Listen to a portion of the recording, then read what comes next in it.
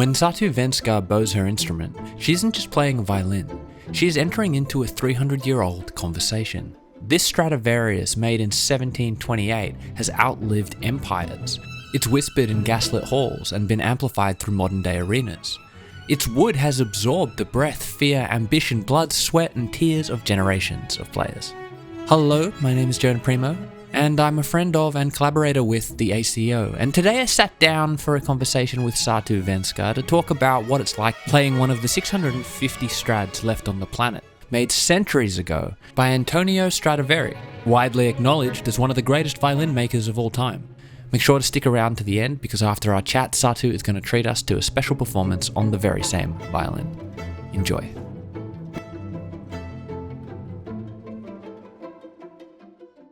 Okay, Satu, great to have you back in front of the mic again. Nice to see you here, Jonah, in this beautiful studio of ours. What an unusual situation to be here with just a couple of microphones. Usually we rehearse here in this great room. It's kind of blowing me away a little bit. I'm trying to stay cool, but this is definitely the best space I've ever podcasted in. All we're missing is the studio audience and the canned laughter. It wouldn't be canned. We're organically funny. So Satu, tell me what it is you play. I play the violin. Yes, that's what it's called. That's yes. right. Any violin in particular? Well, I'm playing a violin partly or mainly made by Antonio Stradivarius, or Antonio Stradivari is his name, and therefore the violins are called Stradivarius violins, made in 1728-29, and the reason is because the top of the violin is from one Stradivarius violin and the ribs and the bottom is from another.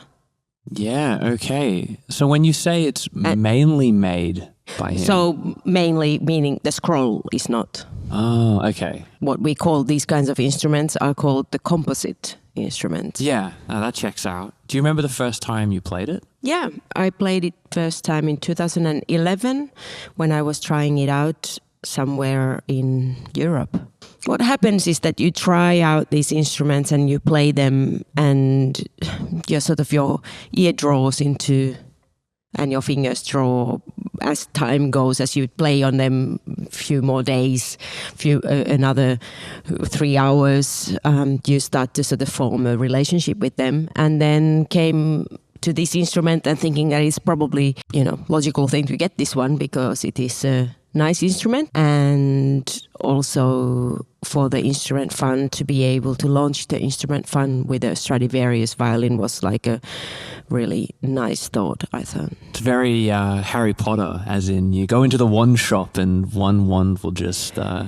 well, let me tell you, these shops are incredible. I mean, yeah, when you go into a shop and you've got a table like this full of amazing violins one after another, you don't even want to think about the value on the table, but it's not just the value on the table, it's the history, it's just the beautiful artifacts that they are. And since ACO has acquired quite a nice collection of instruments, we therefore have an access also to try nice instruments. So the violin dealers who used to not bring out the nice stuff for us, they now bring out the nice stuff, and we get to try out. Your serious clients now. Well, yeah, exactly. Yeah. And therefore we get access to amazing things, and it's an incredible honor to be able to even to try them out. Okay, so there's all these violins lying on the table. You have to pick one. You've tried out a few. Why this one and not the one next to it? What was it in Well, particular? I didn't have access to,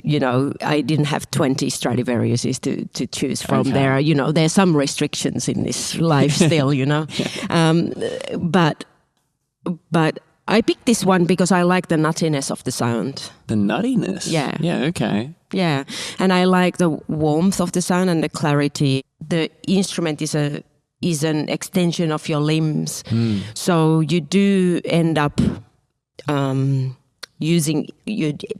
liking instruments that respond to your physical attitude to playing, and your physicality of playing. Yeah. And therefore, and everyone's different. And in that sense, though, I really I would encourage people though to try, and encourage myself also to try to play lots of very different types of instruments. Yeah. So you learn different ways of playing. Yeah. And but at the same time, yes, your hands do end up sounding, making some instruments sound better than others. Yeah. Just because they're your hands and the way your fingers happen to sit on them. Yeah, that's interesting. Like there's no objectively better violin. It's just a better fit for you. There are objectively better violins. Yeah. There are like Okay. and when you're looking at from purely from a collector's point of view, there these pedigree violins that are like,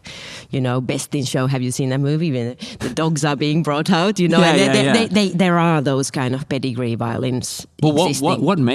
what makes something objectively better then? Is it like the quality of wood or the craftsmanship or time? The craftsmanship, the condition that they're in, provenance, who's played them before. Okay. So there's a bit of status there as well. Absolutely, a lot of it, and also on how far you can trace back the history of the instrument. Yeah, okay. And it all adds value to it. So therefore, objectively speaking, those are the sort of top collector's items. If you were in a, like a perfect sound engineering studio and you were told you needed to record something, would you record it on this, or would you record it on like the state-of-the-art violin straight out of, I don't know, NASA, like whatever they're making now? Is there something about the age that makes it preferable, or would you prefer something that's like technically easier to wield?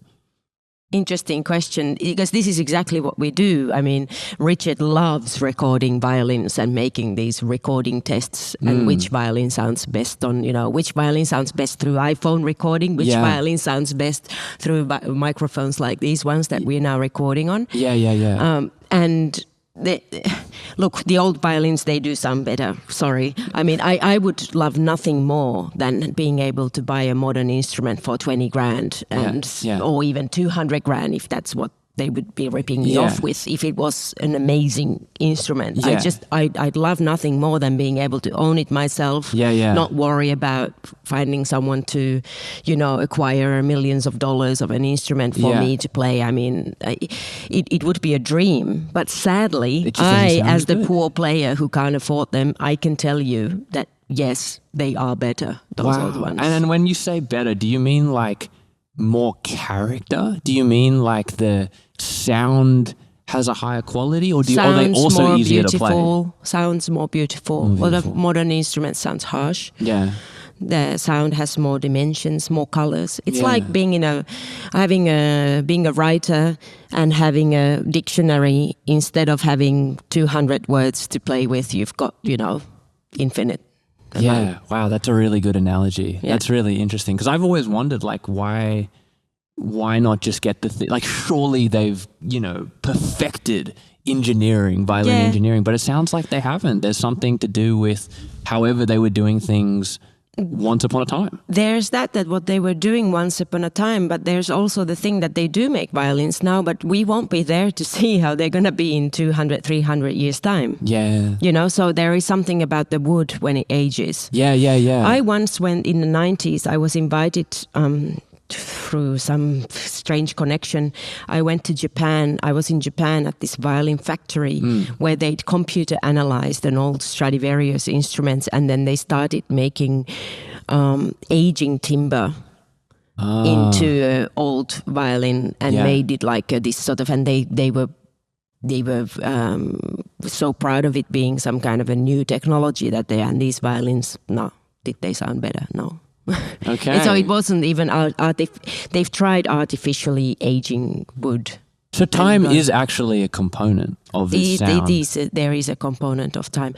There are some Stradivarius violins. There's this famous Stradivarius called the Messiah, which is, I believe, it's still in the Metropolitan Museum of Art or some of those. It's a violin that's never been played, really, and it is. And it does look like a new violin. Yeah. And it probably sounds like a new violin too. Yeah. Because that hasn't been played and it hasn't been, used. So they do need to have the sound kind of reverberated inside the wood. Yeah, that's interesting. So does this instrument, with all its character and time and tone, does it ever surprise you with the sounds it makes? Surprise. Well, it surprises me on how well it works. Really? Okay. Yeah, and it surprises me.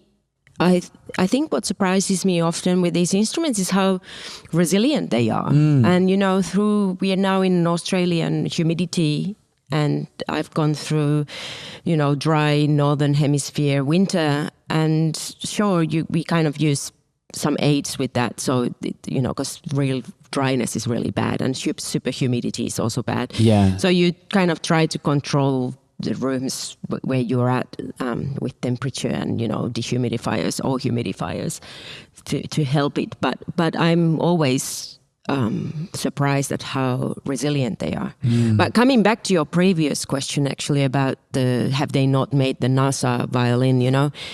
We do have to remember that every single violin that is made today, they're all copies of Strads or Del Jesus or these old models. Why? So because they're the ones that were perfected in the 18th century, and now every single modern violin is a copy of these instruments. No one's trying anything new? No one's trying to, reinvent the wheel here? Well, there are some experimental makers that make like violas in a slightly strange shape or, this, but the violin was kind of perfected back then, and the Strad, so they make a Strad model, or I mean the thing is that Stradivarius himself made many different sizes, models. They're very subtle, but the different models themselves. Yeah. And so did Del Gesù, and they experimented with this. But so the modern violin makers, usually they all make instruments that are direct copies of some of these instruments. Yeah, interesting. And I guess like if you go too far outside the mold, you probably just stop sounding like a violin, and then you're just not getting the sound in the orchestra that you want.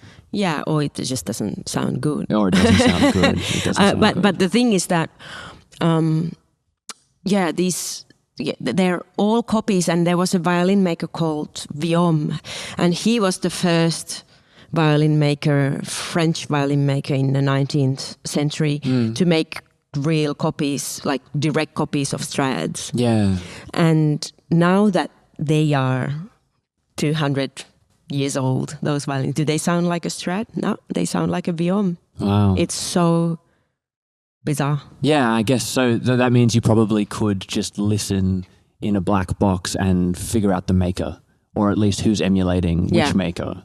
Yeah. If they have this much personality. It's quite amazing that something so small can have such subtle differences made to it that can completely and utterly at least identify or characterize the sound. But it's also like the timbre, like where did they say that the reason why the Italian violins from that era are so great? I mean, they just don't know. Is it the varnish? Is it the way the volcanic ash was falling on the forests? That's what they're saying. No, and also when they were transporting the timber, it went through rivers rather than roads. Yeah. And since then they've built roads.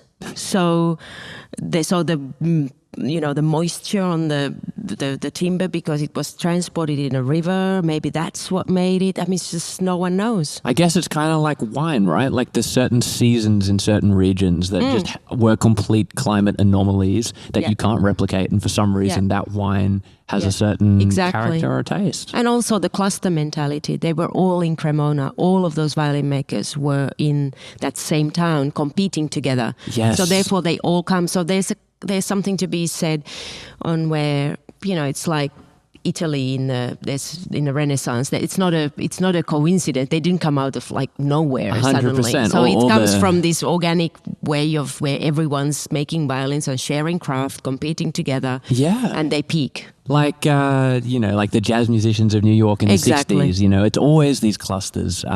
Even now they have houses full of YouTubers. So Really? Yeah, they do. And they're all, sharing secrets. Yeah, exactly. So, hey, it's a spot in time, and in 200 years we'll be like, how did they make YouTube videos so good?